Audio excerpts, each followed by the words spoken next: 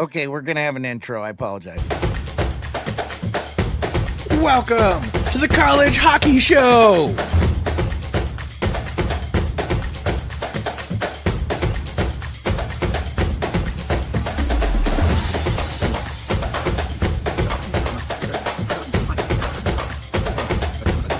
And now, here's your host, Jeremiah Maxwell, and the Degenerate Bostonian, Mike.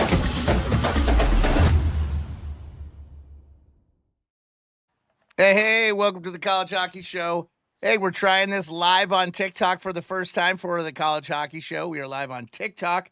We are live on Twitch. We are live on X. We are live on Instagram. And of course, we're live on YouTube. We appreciate everybody joining us. I know this is later than normal, and I like to not run up against shows I like to watch or listen to, but I got home late from Vegas after the Frozen Four. I took a little 4-day hiatus to Vegas. If I had to do it all over again, I might actually take a little bit longer and stay for the WrestleMania that's going on. Mike, I'm a big wrestling fan. We got WrestleMania this weekend. I should have been there for it. How are you doing? How's everything going?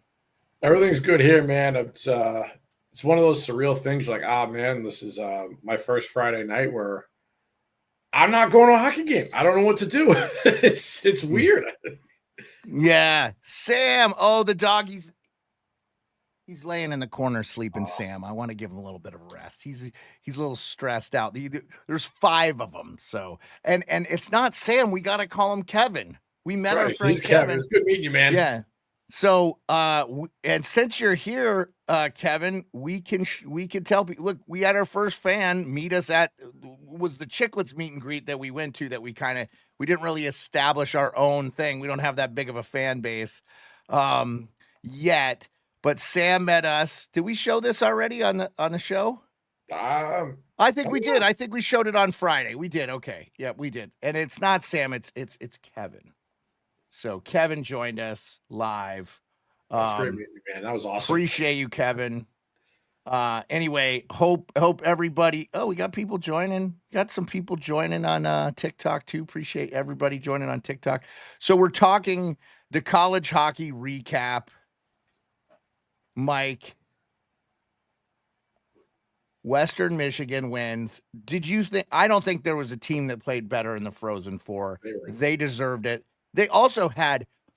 I was a little bit nervous about Thursday. The crowd was really sparse. I know what they announced, but I think there was half of what was there. It was really light, and I know a lot of the Penn State fans didn't go to the early game. They were banking on. But, I mean, Penn State didn't play well, I thought. I thought they got worked by BU. I actually was wondering what we would see from BU in the championship game. Of course, you and I talked to Jay Pandolfo before that championship game, and they looked relaxed. I mean, I thought BU would come out and be a little bit more, in the game. It just felt like, even though the score got close, and I would have said what it was. Was it 4? Would have been 4-3. That disallowed goal. Yes, I think that could have changed the momentum of the game a little bit for BU. But what are you thinking? I was concerned with the way they came out when they're announcing the teams, like Iserman, Cole Hudson, those two always sprinted and had this big spray of snow when their names got called out. They came out real flat, real slow, heads down. Like, what did you guys do? Because we saw them the day before. And they looked relaxed. They looked like they were hyped for Cole too, winning the Freshman of the Year award. Like, and they've been there and they've done that. I'm like, this is, and so I don't know what happened. And I thought they played with heart. I thought they came back hard towards the end, but Western's too good to spot them 2 periods like they did. Yeah, I really think outside of the disallowed goal, Western dictated the play. They looked great. And the story for Western is, they have Alex Bump. He looked great. I think he's going to be a great pro. they had no NIL deals. Now, I can't say what BU had, but I did meet the guy that was the head of NIL for BU at a location where I hung out with John Buchagras, Colby Cohen, Matty Merles, Mikey Grinnell. Yeah, like you had to go to the Ferris wheel, and we went to go hang out with the famous people. And it was great, man. The wife and I had a little bit of champagne, just chilled out, relaxed. I didn't really talk to Bucci much, but Colby came and talked to me and my wife for quite a bit. Colby Cohen, by the way, BU grad, shout out, did an unbelievable job. He did talk about on his show the other day the death threats he received and how the FBI got involved. Low class from Penn State. Yeah, if you want to make yourself unlikable, Penn State, give death threats to a guy who's coloring the game. Like, good God, man. Like, get over yourselves. You're new to this sport and you're going to give death threats. By the way, to a guy, he's like, do something in the game and I'll have something nice to say. Like, he had nothing to do. I don't think understand people. They're saying what they see. And you have to say, this is something like Colby Cohen played in the NHL, played on the Boston Bruins, played like, what are we doing here? What are we doing here? What are you talking about? Like, this guy understands the game of hockey. If you don't know the game, oh yes, thank you, Adam. Yep, you see, yep. And well, I gotta tell you too, buddy. When I went to Vegas, I trimmed up my beard, so yeah, appreciate it. Yep, now you get the face. You see my face, my old face. But anyway, yes, love that you're chiming in on X. We get a lot of people on X. We got 14 people in here on an unscheduled show. So I appreciate it. And that doesn't count the people we have on TikTok, and which is a lot. TikTok gets a lot. We got people on TikTok, I think 3. I don't know how to read it. Anyway, TikTok people, hope we love you. Keep hanging out. And so anyway, just to back to the thing, that Colby Cohen got death threats from Penn State fans for the way he called the game. I went back and listened to the game. He says nothing inflammatory about Penn State other than their ineffectiveness and ability to not play against a very talented BU team. Now, that being said, I would have liked to have seen a much better national championship game, but I think the better team won. I think we can leave it on this note by letting you finish up your thoughts on what you saw, Mike. You watch more college hockey than anybody I know. What do you got? So for the Penn State game, a lot of people who maybe didn't watch the game are going to look at the numbers and go, what's Colby talking about? Penn State outshot them. I watched a Penn State team go down, cross the blue line, make a pass, shoot the puck. Maybe they got a rebound, but like anyone who watches hockey at any level knows a slap shot from the point on a 2-on-2 doesn't go in. It doesn't. Yeah. They had a great greasy goal early on that looked kind of soft, but it had a weird deflection. It's Yurgov's first time being there, so he got the nerves out quickly, and it was locked. He was solid the rest of the game. Mm-hmm. There was no sustained offense, and I look at BU. There was plenty of sustained offense, and I know a few people even in the crowd are like, "Oh, East Coast bias, this officiating crew." I'm like, "Well, the officiating crew is from Michigan and Minnesota, so I don't think it's East Coast bias there." Yeah. And you have no sustained pressure. BU was never under pressure, so you're not going to get the tripping call and the hooks and they beat you to every puck. They're not throwing body checks. You can't get them open. Like I have to say too, unabashedly, the entire Frozen Four, every game, I thought the refs did a fine job. There one game where the linesman was really not great with dropping the puck, but outside of that, I thought, just your opinion there, I thought the refs were a non-factor. The only call that I thought was remotely controversial was the championship game. I thought that was continuation and maybe that goal should have counted, but we didn't have the luxury of watching the replay or the hearing the whistle, all that through the TV aspect. So on that goal, the person who decided it was no goal, or at least the ref that called it, is from Burlington, Massachusetts, the same town Jay Pandolfo is from. And they graduated high school together. Right. So you're talking about if anything, he has every chance to win. Like they have prom photos together. Yeah. See, and that's insight that you ain't going to get anywhere else, folks. But I I just have to say, like,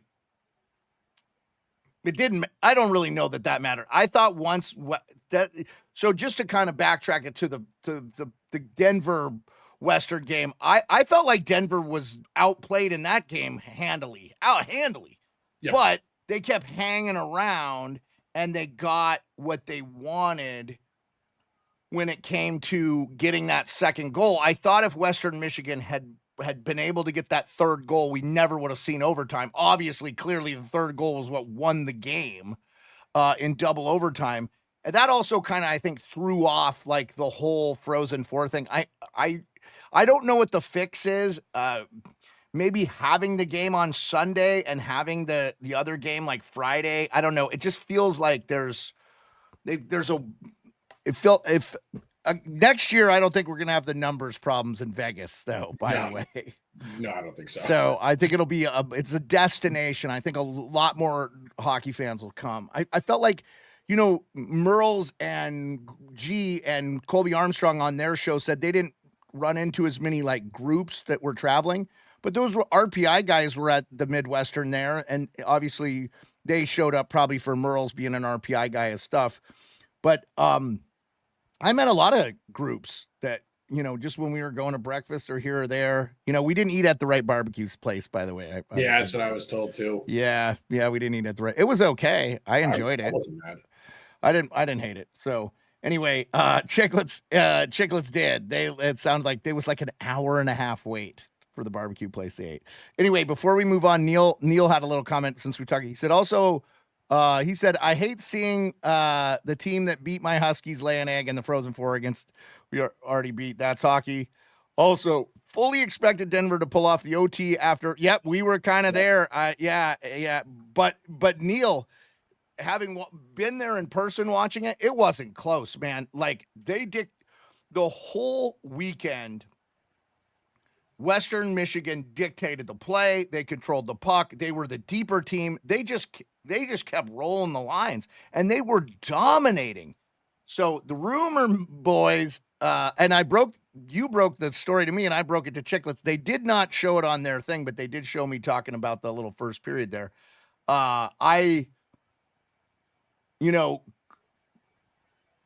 Quinn Hudson, I just feel like I wonder how much BU's mind was on the game they were supposed to be in.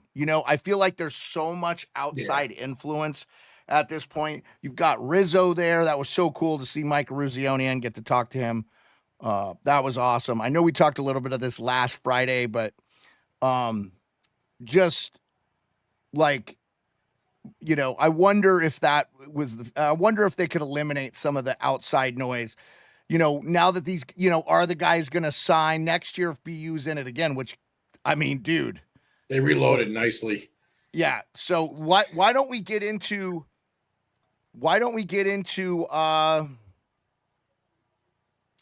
the transfer portal? Yeah. I'll say. Get right. Yeah. Early on, I'm saying BU's the winner, grabbing a couple kids from Nodak. Like you found a replacement for Iserman if he leaves, and he's the Celebrini. He's not leaving. He shouldn't leave. He shouldn't leave. I think Cole Hudson's going to stay another year, but I think BU so far is winning the transfer portal. Yeah. So Neil says Hudson already announced before puck drop. Oh yeah. So what happened was, Neil, we found that information that got. I think it got from his agent. So it got reported by a college reporter. Yeah, Neil. Mike picked. Neil, that's Neil. He's the guy. Oh, Neil, you broke it. Yeah. Yeah, Neil, you broke it. Neil, take credit for your work, brother. Yeah, and I told Mikey Grinnell, and he was like, no. And he looked it up right away, and he's like, oh, shit, you might be right. And I was like, yeah, I think I am, dude. I think we got a good source here. Yeah, so he's saying not me. He's not. It wasn't him. It might be a different Neil. How many damn Neils are there in the world? Yeah, it's all right, man. We're good. Oh, by the way, I did talk to Mike McMahon, and he is going to come on our show. So Mike McMahon from the College Hockey News Network or whatever. Yeah, his whole thing. I subscribe to his Substack. That's where we're getting all these transfers. There's no way I could keep up on all this stuff. Mike has some stuff too. Mike, I'll let you go over that article if there's anybody you want to highlight real quick. Right before we started the show, we talked about Matt Godowski, the defenseman transferring from Army to Penn State. Is he related to Guy Gadowski? Is that the thing Yeah. too? What? Yeah. And my thing with that is, and Beard, I need your influence because I did not serve. Like, you go to Army because you want to serve in the Army. You don't go to Army to play sports. I mean, dude, if you go to West Point and you're ultimately successful there, you are probably going to be successful somewhere in the corporate U.S., even if you only do your few years in the Army. So, Mac is Guy's son. Thanks, Neil. Yeah, I wasn't sure. That transfer makes a lot of sense. I will say, though, like, if Mike said this to me, there's maybe a chance that this kid can play in the NHL. And if you could play in the NHL just 3 years, you'll make more money than even as an officer. The military will always be there for him. So if he doesn't have the commitment to get through the time at West Point, the 4 years, and I know Marty Brodeur's son, there's a couple NHL, Marty Brodeur, I said Marty Brodeur, I meant Marty Biron, different Marty goalie. Who's the other? There's another guy whose son is that's former NHL or something. Anyway, I think it's yeah. Ryan Conmee commits to Boston College. He was a top-rated forward in the portal. He makes a ton of sense for BC. They lost. BC's lost a lot. Through 2 seasons at UNH, he has a picture of consistency. He posted 31 points, 14 goals, 17 assists as a freshman, 33 points, and 15 goals, 18 assists as a sophomore.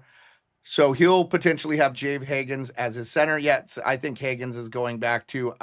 I would be really shocked if anybody that's not signed signs. Like Cole Hudson, he needs more time. Yep. He was great. He looked amazing. Like, he was very, very good. But I mean, I wouldn't mind him staying a couple of years. I think because he's going to play in the AHL right away.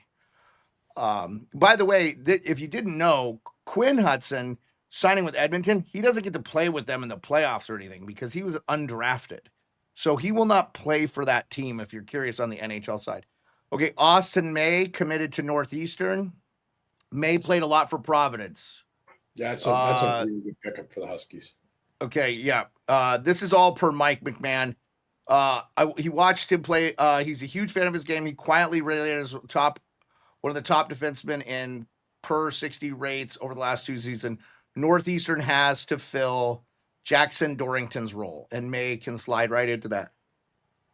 And, Providence is a great school. They could easily be a Frozen Four finalist, and it's like Northeastern. I don't know. I mean, to me, Mike, does that feel like that's a much bigger transfer? I guess Northeastern's probably more prestigious with the Bean Pot and all that, but it depends on the player. For May, it's an awesome transfer because Providence is very defensive-minded first, and he's an offensive forward. So that's a great transfer for him. Like Conley, he just signed with Vegas. There was rumors he was going to transfer to BC. There was rumors he was going to transfer to somewhere in the Big Ten because he's an offensive forward, and Vegas just said, "No, come play with us." So he's in Vegas now in the NHL. In terms of prestige, they're pretty much the same. They produce very similar numbers. I definitely give the edge to Northeastern because of the Bean Pot. But ultimately, what kind of player are you? Celebrini would not have been the pick he was had he gone to Providence, just the system they play. It wouldn't have been good for him. Graf would have been drafted much sooner. Actually, would have been drafted, period, had he gone to Providence because of the system they play. He would have got more recognition than he got at Quinnipiac. So even though he was a part of a national championship, which is crazy. Yeah, and he's going to be a hell of an NHL player, yes, I think, for 10 or 15 years. He already looks like a really by the way, Erzman sent a row. Appreciate you sending. I don't understand the TikTok stuff yet, guys, but appreciate the gift. We're getting there. This is the second time I've gone live on TikTok, so appreciate you. We're gonna try to integrate that with our whole thing here, but where you can see Mike, we'll see. I'll have to get that figured out. So, but it is possible. Okay. But right now, I'm just using my phone because it's the lazy man's way to do it. Okay, Will Felicio commits to Union. Felicio was one of the highest-rated offensive defensemen in the portal this cycle. He's ranked 98th percentile in categories per 60. Like Robertson, I don't know where he played. Is he just a brand new commit, or is that just a guy? He went to Union for an education.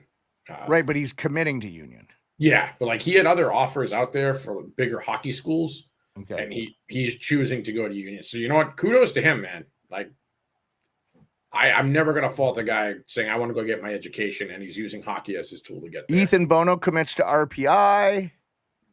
Yeah, he was gonna get cut, so I get that. Okay. He's big, 6'3", has skills, plays the center wing.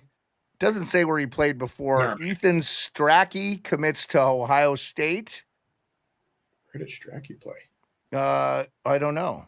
I'm gonna check Strachey. These might just Theo.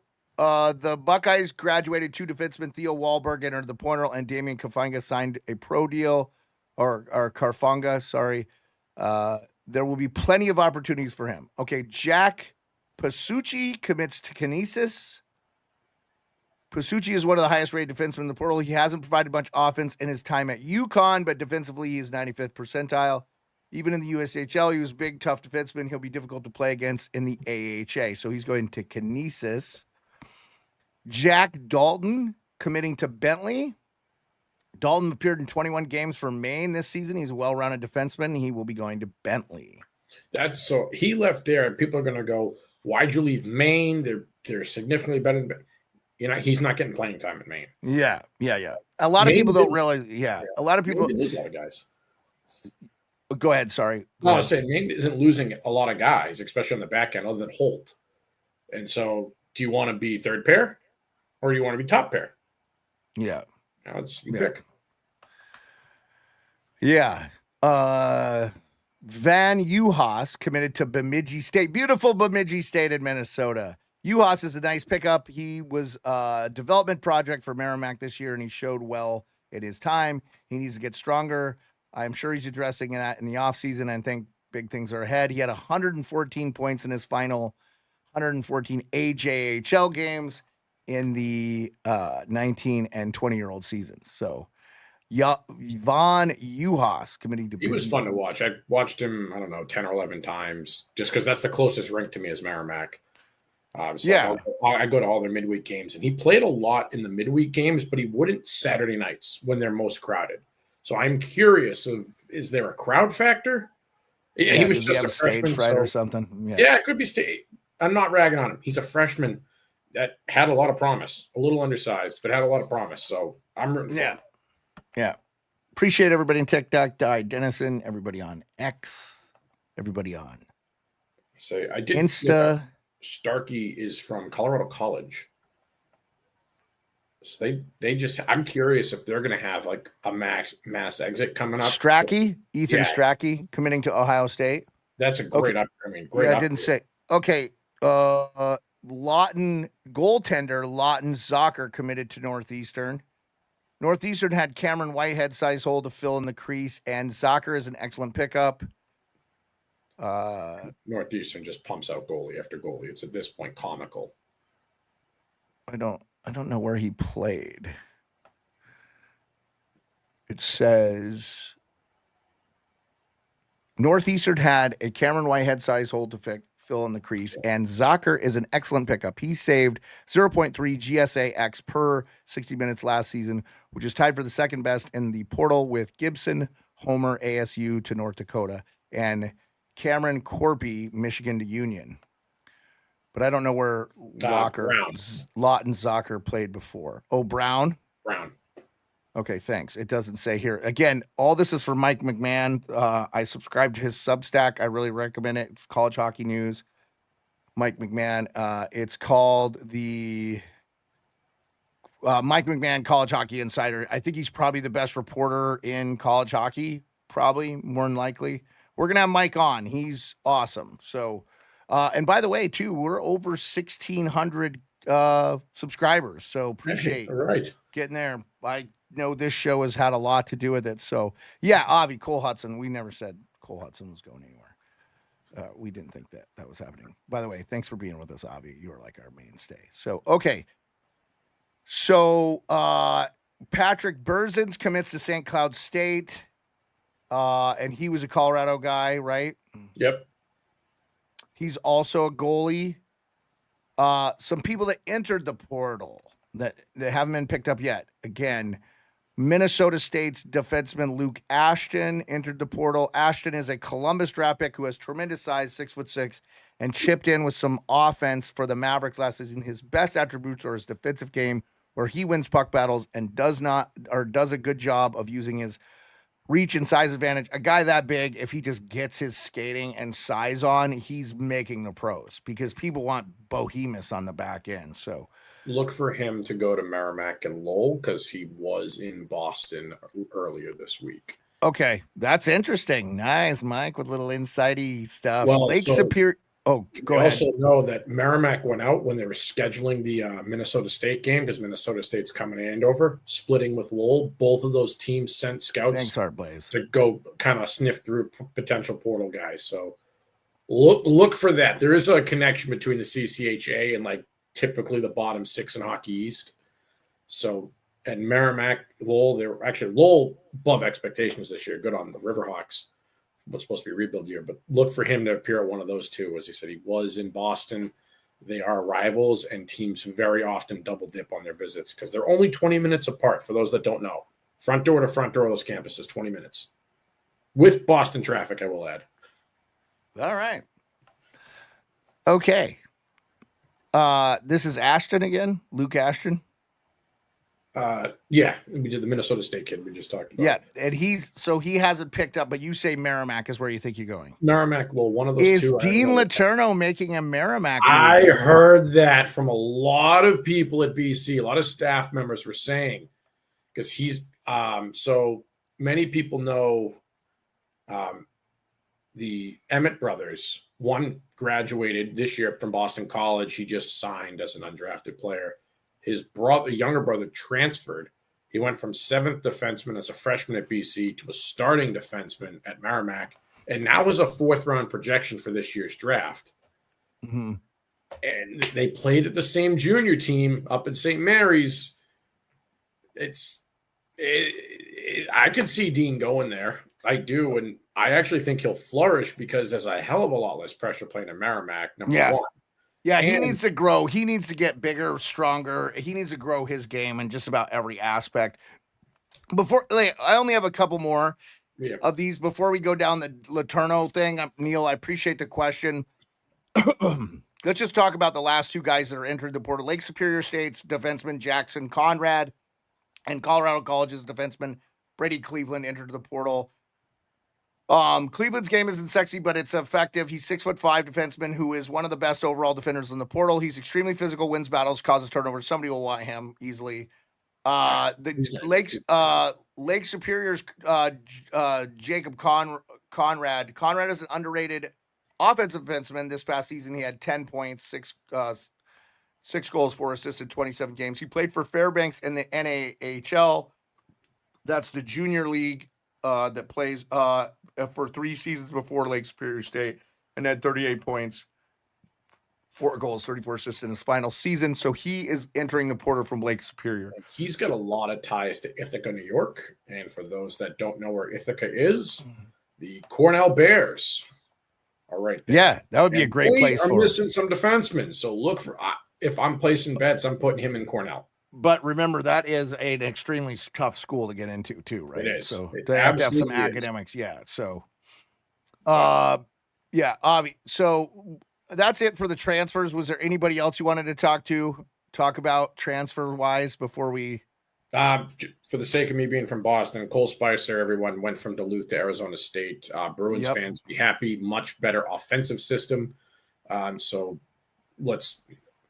I'm grateful for that. Arizona State, you're picking up a very powerful right winger. So I think you guys. Avi says Arizona State will be good next year. Yes. He also says BC will not be top 10 next season. I don't disagree with that, Avi. They kind of squandered. They're going to look back at the level of talent they had on BC and be like, how do we win a national championship? It's just like Minnesota and quite frankly, just like BU. So, Penn State will be back in the tourney and probably Michigan State or North Dakota make a return. I'm not so sure about North Dakota. I don't know. I think they're trending downward. Lots of guys transferring out. I think it's going to take a couple of years for North Dakota to kind of, UMass they lost some guys too, though. They lost 6. 5 of the top 6 forwards. Yeah, I think it's going to be a little bit of a rebuild time for them too. Appreciate everybody joining on TikTok. If I don't say hi, I will, but I appreciate all you guys. Thank you. Trying to say hi to everybody. We're getting tons of people because you're putting out all this good poop, this good college hockey transfer poop. Okay, so besides, just run into some of the other transfers you wanted to talk about. Thanks again to Mike McGann, his Substack. I get all this information. I don't know any of this crap otherwise. And then we'll talk about Motzko taking over the U.S. World Junior team, which I'm like, yeah, no, I don't like it. The other big transfer I saw was Kyle O'Coin. I actually talked to him a couple of years ago when he was playing at Harvard, and I'm not surprised he's getting out of Harvard because they're not trending the right direction. And I'm not blaming Donato. It's just you need a 3.5 to play at Harvard University. It's not an easy thing to do. Straight up, and they're not getting recruits because of it. But going to Miami of Ohio was a shocker. This kid's a second liner in ECAC. I mean, yeah, you're going to be a stud on Miami, Ohio, but kind of surprised that you O'Coin. He is drafted. Detroit drafted him. Tampa Bay's got his rights. So, but that one was a big, big surprise. And then the other one, another Detroit draft pick, Owen Batcher. I apologize for butchering that one. Avi, you had mentioned UMass being pretty good. He's a forward from Wisconsin, 4th in the team in scoring. He's going to the zoo next year, so look for him to be the Lukomis replacement, or the Cernive or Cianive replacement. Now that line was great, but then devastated when they left. So look for them. So one of the things we kind of forgot to talk about too was a little bit of this CHL players coming. So there's a rumor that this kid Muse from Sudbury Wolves is going to go. Muse won't be the last CHL to announce it. See, he's announced it. I'm sorry, where is he going? Michigan. Earlier this week, Michigan commitment Henry Muse, who was a 3rd-round pick by Calgary last summer. I think you're going to see, I think these kids see the benefits of playing less, working out more, getting on a stringent, more practice time. They don't get as much of that in the CHL. So I think that you're going to see, well, they play so many games in the CHL too, right? Yeah. So they play an upwards of 60 some odd games. So from Jeff Merrick, expected to start hearing more and more about players leaving the CHL to go play college hockey, some big names too. And while most of us have our eyes on Michigan, Michigan State, BU, other heavyweight programs, I'm told Penn State, who is this season gave their program a major shot in the arm by making the Frozen Four, obviously, notwithstanding their friends making death threats to our friend of the show, Colby Cullen. But other than that, their term shared with me was a war chest when it comes to luring players. So yeah, wow. Penn State could love to start graduating players into the NHL. This season was a major step. I've heard rumblings about Penn State and a few coaches that they said that the Nittany Lions are taking some big swings in the CHL. Mikey Grinelli is on the record saying he believes Gavin McKenna will be going to Michigan. Gavin McKenna would be doing himself a massive favor by going to college hockey. And Mike would love it if he went to his favorite college hockey program, the Michigan Wolverines. So. I will say something actually came up that popped up, and I like this. I like this rule change that goes into effect starting for next year. If you're a school that does NIL stuff, Boston University, you're allowed 26 players.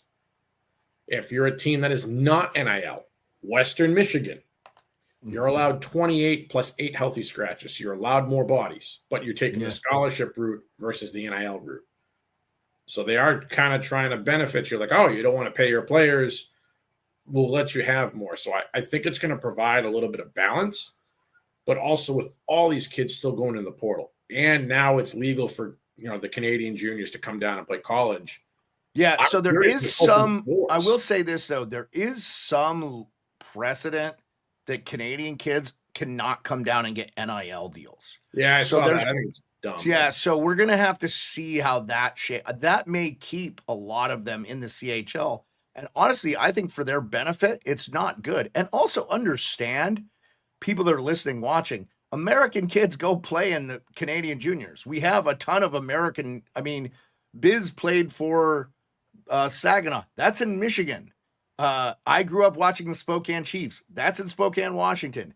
Also in Washington is the Seattle Thunderbirds. In Portland, they have the Winterhawks. I believe Patrick Kane played for the Winterhawks. I mean, Seth Jones played for the Winterhawks. So there's there's a lot of American CHL teams, and I think that's going to grow too. There's some USHL teams that want to go. I know that USA Hockey has said no, get bent, but that's going to be interesting, man. That's going to be interesting. Okay. Let's get back to just if there's anybody else you want to talk to. We're 35 minutes in the show because I don't want to go too long today with you because I know you probably got stuff to do. Yeah. But we're going to be back at 10:10 Eastern to talk Stanley Cup playoff preview for the NHL Nightly, the other show I do on this channel. So please, please, please come join us for that. Let me know. Like, what else do you want to talk about, Mike? You got any alibis? No, nothing to really report on right now. I mean, I'm excited to go to like the preseason camps, the spring skates at Merrimack and Lowell. I'll let you guys know if I'm allowed to record anything on my phone. I will. If I'm not, please understand that's their rules, not my choice. But those are a couple schools I said that live real close. Looking forward to going to them. Portal closes May 30th, so everything's got to be finalized. And if you're in the portal, that's not that far away. It's 6 weeks away. Yeah, so if you're in the portal unclaimed, the school you left has the right to deny you back. So, Notre Dame has not rattled any cages, but they got a couple of guys. Yeah, we're going to figure out, like, I think we're probably going to still try to do the college hockey show fairly regularly just to see, like, if we have news to report, I'll just reach out to Mike. And just like the NHL Nightly show, we'll have like once a week, maybe once every other week check-in in the summer. Hard because I have so much stuff I have to get done in the summer. So we have to step away a little bit, but I'll still try to be making content and putting out videos and stuff. Mike and I will try to get together just to chat up about stories. Obviously, like tonight on NHL Nightly, we'll have to talk about the Artemi Panarin stuff. Like that's, even though their Rangers aren't in the playoffs, that's news. We have to kind of discuss it. So, not that we want to, because I literally don't like talking about that stuff, but it made it was reported on. So I haven't seen anybody picking up Notre Dame. Any names for Notre Dame? They've got some bodies. Nothing that's got like, wow, they got bodies. They'll have 20 skaters. Yeah. Yeah. Yep. Summer break from sports a bit. Yeah. Yeah, absolutely, Avi, even though they still got ice on the lake.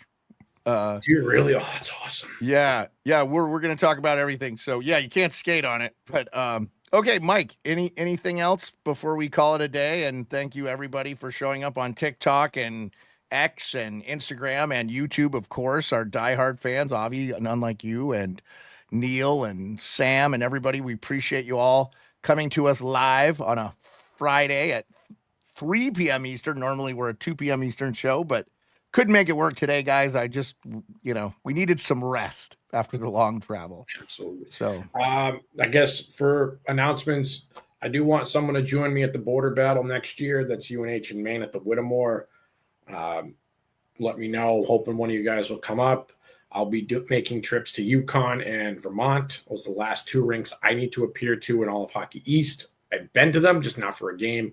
So if anyone has recommendations or want to join me, please let me know.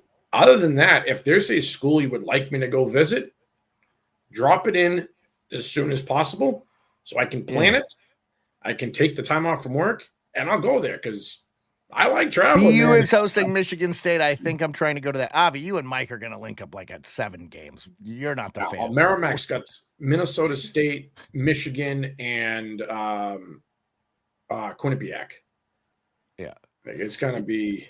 Yeah, I'm so excited because I feel like we really aren't going to know what the teams are like until, midway through the year. I mean, we had called BU in the Frozen Four last year at the beginning of the year. Let's see what we get right.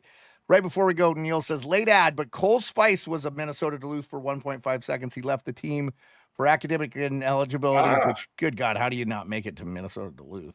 Played this year at the USHL and is coming back to Arizona State.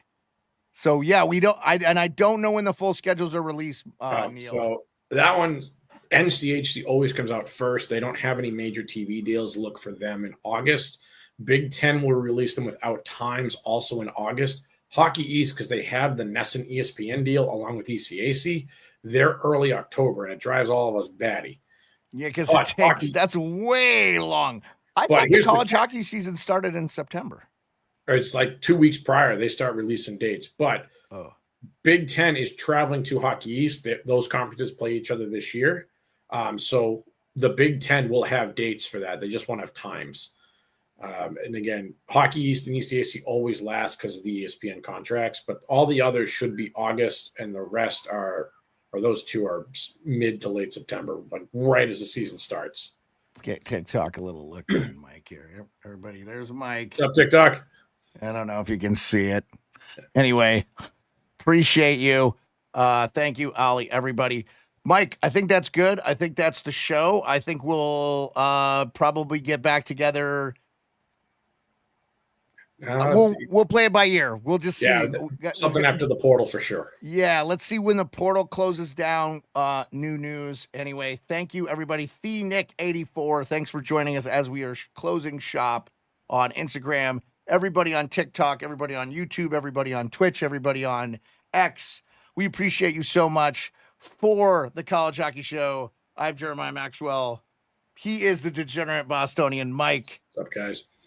Appreciate you all. Have a great freaking weekend. WrestleMania, baby. And if you want to hear us idiots talk hockey, I believe Kevin Olenek from Shifts and Pucks will be with us to do a NHL preview, but I haven't confirmed. I got a bunch of things and irons in the fire. So, but just for this show, we're going to do the Stanley Cup playoffs, 10:10 Eastern, right here on this channel, The Sports Beard. We'll see you there. Appreciate you, everybody. Have a great day.